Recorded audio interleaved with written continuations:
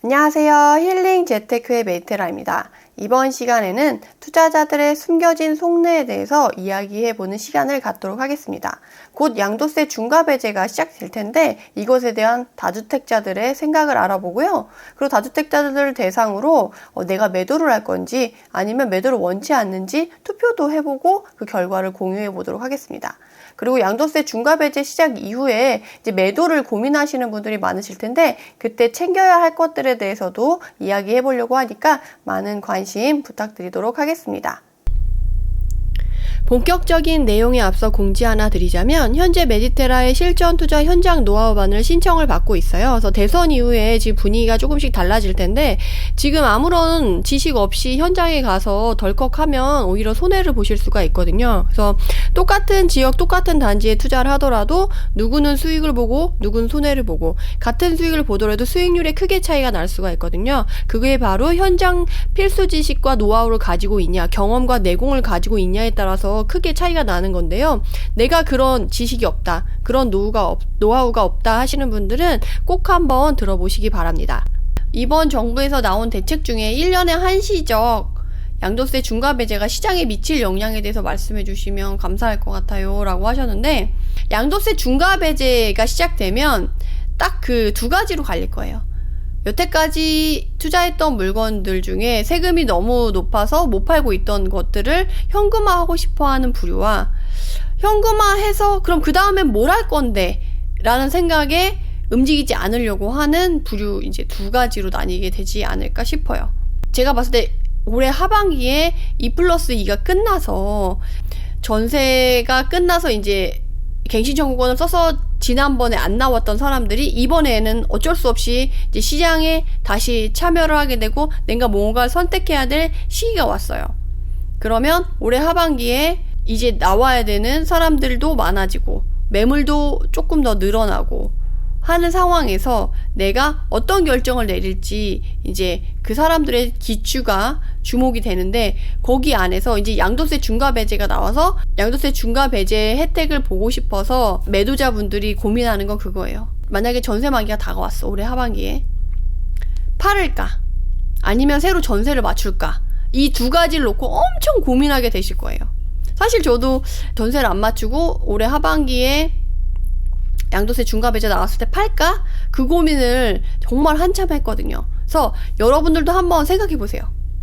내가 만약에 집을 갖고 있는 매도자의 입장으로서 시세 차익을 본 물건을 팔고 싶을 건지 아니면 팔지 않고 새로 또 임차인을 맞아 드릴 건지, 그것에 대한 고민을 한다고 하면 되게 현실적으로 다가오실 거예요. 사람들이 어떻게 움직일까? 제가 한번 조사를 해볼까요? 지금 설문조사 아닌 설문조사, 투표 아닌 투표를 한번 해보도록 할게요. 내가 지금 매도자예요. 그래서 양도 차익이 한 3억 정도 났을 때 과연 이 집을 시세 차익 본 거를 현금화해서 내가 갖고 오고 싶은지, 아니면 그거를 앞으로 충분히 호재도 남아있고 부동산 시장이 앞으로 지금 제가 하락의 시그널이 보이지 않는 시기이기 때문에 앞으로 조금 더 상승할 수 있는 여지가 훨씬 많고 공급이 부족하다고 하는 상황에서 지금 2-3년 안에 공급을 빠르게 할 수 있는 방법이 없기 때문에 그 3년 동안에는 부동산 상승의 가능성이 훨씬 높다라고 말씀드렸잖아요. 그러면 내가 이후의 상승분을 더 먹고 싶어서 물건을 안 팔고 한 바퀴 더 돌릴 생각으로 이제 임차인을 드릴 건지 한번 여러분들 답변을 해주세요. 자, 1번 팔겠다. 2번 안 팔고 새로 임차인을 들여서 한 바퀴 더 돌려보겠다. 그래서 저는 사실 2번을 선택했었어요. 왜냐하면 아직도 호재가 많고 추후에 지금 재개발 재건축이 활성화된다고 하면 그 주변의 일대가 다시금 들썩들썩하면 또다시 한 번 더 상승의 바람이 불 수 있을 거라고 생각해서 팔지 않았고, 두 번째는 팔고 나서 지금 취득세 허들이 없어지지 않았잖아요. 팔고 나서 내가 그 돈을 가지고 그러면 은행에 넣어놓을 거냐라고 생각해보면 그건 아니라는 거죠. 내가 그거 말고 더 좋은 물건으로 투자한다고 하면 당연히 그걸 팔고 갈아타기 할 생각으로 투자 비과세 안 받더라도 이제 갈아타기해서 투자 물건 밑장 빼기를 한다는 거죠. 그래서 그런 식으로 더 좋은 물건을 투자한다고 하면 쿨하게 팔고 그걸 할 수 있겠지만, 내가 취득세 허들이 있어서 사기 어려울 것 같아. 그러면 내가 이거를 팔고 굳이 갈 필요가 있을까? 라는 생각이 또 들 수 있다라는 거죠. 그래서 여러분들의 생각은 어떤지 한번 들어보도록 할게요. 제 생각도 이렇게 말씀드렸으니까 여러분들이 한번 난 1번 팔겠다. 2번 아니다. 취득세 허들도 있고 호재도 남아있고 앞으로 부동산도 상승할 것 같은데 굳이 지금 뭐 급하게 팔 필요 있을까? 해서 한 바퀴 더 돌린다. 1번, 2번 이렇게 나눠서 한번 본인의 의견을 말씀해 주세요. 형님 2번 안 판다. 형님 2번. 초님도 안 팔고 전세 맞추기로 마음 먹으셨다고. 형님도 2번. 형님도 2번. 하님도 2번. 형님도 2번. 님 1번. 형님 2번. 님 1번. 세스님 1번. 형님님 2번. 형님 2번. 하님도 2번. 어때요? 제가 앞에 이렇게 얘기를 해서 다들 약간 2번으로 치우치신 것 아닌가 싶기도 한데 투자를 꾸준히 이어가려고 하는, 그러니까 내가 이제 투자를 그만하고 현금화해서 나는 이제 투자 안 할 거야. 그리고 일시적 1가구 2주택이라던가 뭔가 한 주택으로만 움직이고 싶어 하는 분들은 팔 수도 있어요. 그리고 약간 종부세 세게 맞고 나 정말 더 이상 안 되겠어 하시는 분들은 1번으로 팔 수도 있죠. 그 다음 스텝에 대한 고민 없이 그냥 난 이제 그만할 거야 라고 한다면 1번이 될 수가 있겠는데, 지금 대부분 이제 투자하시는 분들 이렇게 물어봐도 굳이 양도세 중과배제 나온다고 해서 막 매물 쏟아질 거다, 나 바로 팔 거다 이런 분들은 그렇게 많지는 않은 것 같아요. 그래서 지금 보면 1번도 몇 분 있으신데 2번이 조금 더 많고, 님 일시적 2주택으로 취득세 문제만 없으면 팔고 싶다. 님 수도권에 있는 거 안 팔고 지방 유동성 애들은 좀 현금화 하려고 하신다. 그리고 2번 이렇게 얘기해 주셨어요. 저는 지방에 이제 유동성 있는 애들도 이제 현금 자금 운용상 내가 사고팔고가 필요한 애들 아니고서는 저는 지방 물건도 사실 굳이 다시 사야 된다라고 한다면 허들이 또 있는데, 그리고 특히나 최근에 또 4월 말 공시지가 1억 이하로 막차 타기 하신 분들은 겨우 4월 말 전에 막차 타기해서 내가 공시지가 1억 이하 투자를 이제 했는데 팔 수는 없는 거죠. 그 전에 투자를 많이 해놨다 라고 하는 분들은 또 매수를 고려하실 수가 있겠지만, 그렇지 않은 분들은 오히려 이 기회를 한 번 더 활용해서 가지 않을까 싶습니다. 님 1번으로 해서 3억 차익과 실거주집도 같이 매도해서 건너뛰기 전략은요? 라고 하셨는데 1번으로 해서 3억 차익 봐서, 근데 3억 차익 났는데 양도세 중과 빼도 9천만 원은 세금 내야 된다고 했죠. 그럼 한 2억 정도 시세 차익을 나는데 그 2억을 이제 실거주집 같이 매도해서 그 2억 보태서 상급지로 이동하는 갈아타기 하는 거를 물어보시는 거죠. 내가 살고 있는 집을 매도를 했어요. 근데 지금 갈아타기 할 때 조금 어려운 건, 지금 매도를 하려고 했을 때 내가 살고 있는 집을 내가 원하는 가격에 팔기가 쉽지 않을 수가 있어요. 지금 거래량이 너무 어렵잖아요. 그래서 지금 매도가 그렇게 빨리빨리 이루어지지 않아요. 그런데 내가 살려고 하는, 내가 사고 싶은 그런 물건은 어때요? 기대 심리가 있는 지역이거나 상급지고 앞으로 조금 더 오를 거다라는 분위기가 있어서 가격이 내가 생각한 거에 비해 좀 먼저 움직일 수 있다라는 거죠. 그리고 매물이 빠르게 주는 지역과 단지들이 또 있어요. 그랬을 때 사실 지금 갈아타기 하기에는 저는 조금 쉽지 않은 시장이다. 왜냐면 양도세 중과배제가 2년이 아니고 짧아졌잖아요. 그래서 만기가 다가와서 그걸 맞춰서 내놓을 수 있는 물건도 줄었고, 그러다 보니까 실거주를 생각하시는 분들의 운신의 폭이 좀 더 좁아졌기 때문에 갈아타기가 이전처럼 거래가 정상화돼서 막 활발할 때에 비해서는 지금 쉽지 않고, 그렇게 아니고 나는 그냥 안 팔고 가도 돼. 만약에 상급지에 사는 물건을 돈이 있어서 그냥 살 수 있어 라고 하면 괜찮지만, 그렇지 않다고 하면 쉽지가 않아요.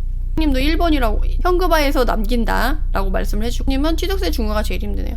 그러니까 결국에는 다음 스텝까지 생각을 하시는 분들 같은 경우는 다음 스텝이 해결이 돼야 되는데 그 부분이 좀 해결이 안 돼서 조금 쉽지 않을 수 있죠. 저는 레버리지 좀 많이 땡겨놔서 현금화해서 어느 정도 수익을 확정시켜서 안정화를 좀 해야겠더라고요. 맞아요. 이게 이제 투자를 하는 본인의 그 상황에 따라 좀 틀려요. 그래서 내가 그동안 너무 공격적으로 투자를 했었다. 그래서 자금 운용 면에서 대출이 너무 많았었는데 그 비중을 줄여가지고 현금화했던 것들을, 그런 시세 차익을 현금화해서 그런 공격적인 투자를 조금 비중을 낮춰서 조금 안정화해서 앞으로 조금 금리 인상이 많이 예고되어 있잖아요. 그래서 그런 부분에 대한 리스크를 조금 해치시키겠다 하시는 분들도 있고, 저도 한 4년차, 5년차 됐을 때 대출을 조금 줄여서 내가 이거를 안정화해서 다음에 점프해서 물건을 더 큰 걸 가려고 했을 때 흔들림 없이 가려고 그걸 이렇게 약간 다지기를 했었거든요. 그래서 지금 그 다지기 하려고 하는 사람이라던가 그런 사람들은 아무래도 그런 부분에서 현금화해서 하려고 하는 부분이 있겠죠. 결국에는 그건 뭐냐라고 한다면, 매도를 하되 본인의 상황에 맞게 매도를 하는 거지, 내가 갖고 있던 물건들을 양도세 중과배제를 받을 수 있을까? 무조건 다 팔아, 매물 쏟아져, 이런 분위기는 아니라는 거죠. 그리고 본인의 상황에 맞게 그걸 이용하려고 하는 거지, 그 양도세 중과배제가 시작됐다고 해서 일정 시기에 막 몰리거나 모든 사람들이 모든 물건을 다 팔려고 생각하지는 않을 거다라는 거를 말씀드릴 수 있을 것 같아요. 대표님도 매도 2억으로 5천씩 4개 살려고요. 근데 지금은 문제가 뭐냐면 명의가 없잖아요. 그래서 아직도 취득세어들이 있기 때문에 매도해서 2억 남긴 다음에 5천으로 4개씩 샀을 때 과연 내가 세금적인 부분이나 향후 추가로 더 4개를 샀을 때 얻게 되는 수익에 대한 결과에 대한 확신이 조금 있으셔야지 이렇게 움직일 수가 있어요. 오히려 세금만 늘리게 되거나 필요비용만 늘어나게 될 수 있으니까 그런 부분까지 좀 신경 쓰셔가지고 움직이시면 좋을 것 같아요. 그래서 지금 사실 양도세 중과배제가 시작돼서 사실 전월세 매물이 줄고 오히려 그 매도 매물이 좀 늘어나는 경향이 있긴 하지만, 그럼에도 불구하고 매도 물건은 좀 늘었지만 매수를 막 적극적으로 하는 사람은 많지 않다. 특히나 다주택자분들은 지금 그런 식으로 양도세 중과배제를 받으면서 매도를 고민하는 비중이 더 크지, 내가 8% 12% 내고 매수를 적극적으로 더 해서 개수를 이렇게 확 늘려야지 라는 비중은 그렇게 크지 않다는 거야. 그리고 내가 매도하려고 하는 물건을 매도하고 나서야 그나마 또 추가로 그럼 더 매수해 볼까를 고민을 해 볼 텐데, 지금 시장 상황상 매도가 빨리빨리 되거나 거래량이 활발한 건 아니어가지고 그렇게 그 매도가 물건 내놓은 것도 그렇게 활발하게 거래되질 않는다는 거죠. 그리고 그 매도 물건 내놓은 거에 실제 그걸 사줄 수 있는 사람이라던가 지금 살려고 하는 사람들은 결국에는 실수요자거든요. 근데 실수요자 분들은 어쨌든 전세 껴 있는 매물은 배제가 되고, 지금 움직이려고 했을 때 지금 대출 규제가 확연히 확 풀린 건 아닌 상황이잖아요. DSR은 안 풀었기 때문에. 그래서 대출이 조금 더 풀어지고 내가 조금 움직여야지 라는 본격적인 그러니까 올해 하반기에 전세 만기가 됐을 때 내가 내 집 마련을 할 것이냐, 다시금 전세를 갈아탈 거냐, 아니면 전세 안에서도 내가 내 집 마련 안 하더라도 그러면 내가 전세 살 거냐, 아니면 반전세 살 거냐, 월세 살 거냐, 이런 것들에 대한 고민을 조금 더 하게 되지 않을까 싶어요. 그래서 양도세 중과배제 혜택 하나만으로는 이걸 다 풀기는 어려워요. 너무 많이 꼬여있잖아요. 취등록세, 임대차 3법, 이런 것들이 다 따로따로 노는 게 아니고 서로 다 연관이 되어 있어요. 양도세 중과배제로 팔려고 해도 좀 세입자가 껴있어서 못해. 그리고 다음에 뭔가를 사려고 했을 때 취득세의 허들이 있어서 안 돼. 명기도 없어. 어떡할 거냐는 거죠.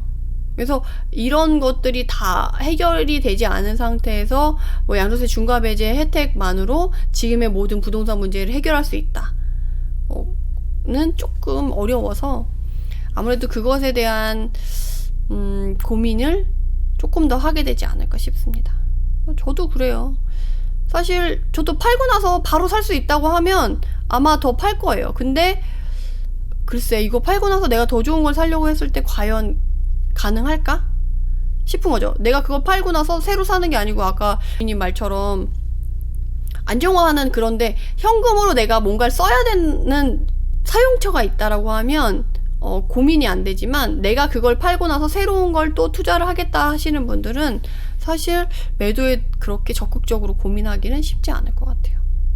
그래서 그렇게 말씀드리고, 맞아요. 다주택자분들은 취득세도 문제고 종부세 부담도 점점 늘어날 것 같다고 하셨는데, 근데 종부세는 이번에 너무 세금이 과중돼서 건드리겠다고 했잖아요. 그래서 이거는 아마 7월 달에 이제 보유세 부담을 낮추겠다라고 했기 때문에 재산세랑 종부세를 건드리는, 특히나 이제 재산세가 나오기 7월 전까지만 어쨌든 그거를 고치면 되는 거기 때문에 아마 여름 지나고 그런 부분들이 좀 가시화되면 다주택자들이 조금 더 새로 사거나 시장의 변화를 좀 눈에 잘 보이게 되지 않을까 싶어요. 지금은 솔직히 대선 이후에 관망세가 조금 더 짙어질 거고, 그게 가시화될 때까지는 우리도 조금 간을 보면서 모니터링을 해야 되지 않을까 싶어요. 세입자 만기가 다가왔고 그리고 공실로 넣어야 되는 상황일지라도 급하게 매도를 하겠다라고는 저는 조금 아닐 것 같아요. 저는 5월 11일부터 양도세 중과배제를 받을 수 있지만, 저는 만약에 만기가 다가오는 물건이 있어도 하반기까지 보고 물건을 처리하지 않을까 싶습니다. 그래야지 가격을 좀 더 받을 수 있을 테니까, 몇 개월만으로도. 그러면 이제 자금 융통이 되면 세입자 내보내고 공실로 만든 상태에서 하반기 분위기 보면서 좋은 가격에 매도할 수 있으면 매도하고, 매도를 하고 나서 새로운 걸 또 사고 싶은데 그게 아니다 그러면 뭐 한 바퀴 더 돌리는 식으로. 왜냐면 이제 2+2가 끝났으니까 전세가도 이제 현 시세대로 받을 수가 있는 거잖아요. 그래서 그렇게 해서 해놓고, 아니면 현 시세대로 맞춰놓고 이제 갭을 줄인 다음에 투자자한테 넘길 생각을 하는 것도 하나의 또 방법일 수가 있겠죠. 그래서 지금 매도를 할지, 아니면 세입자한테 맞출지, 아니면 세입자를 내보내거나 내보내지 않고 새로 받든 기존 임차인을 현 시세대로 받든 해서 갭을 줄여서 투자자한테 넘길 생각으로 하든, 어쨌든 갈래는 올해 하반기가 되면 훨씬 선택할 수 있는 폭이 넓어지고 운신의 폭이 넓어지기 때문에 저 같은 경우는 양도세 중과배제가 시작돼도 급하게 매도하기보다는 하반기까지 조금 지켜보게 될 것 같아요. 그럼 이만 영상을 마치고 해당 영상이 도움이 되셨다면 구독, 좋아요로 응원 부탁드립니다. 감사합니다.